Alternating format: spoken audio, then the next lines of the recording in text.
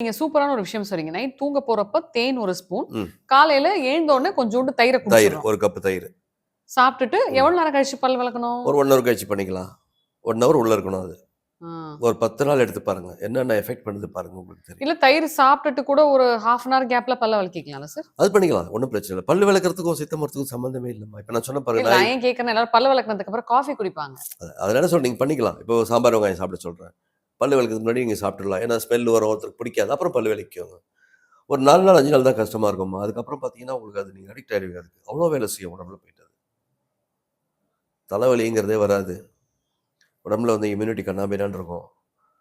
நான் ஒரு உண்மை சொல்றேன் கேட்பீங்களா? ஒரு 48 டேஸ் நீங்க சாம்பார் வெங்காயம் சாப்பிடுங்க. யாரா இருந்தாலும். நீங்க பார்க்குற நேயர்களா இருந்தாலும் சரி. கொசுவே கடிக்காது உங்கள. கொசு கடிக்காதும்மா. முதல்ல போய் தின்னணும் சார்.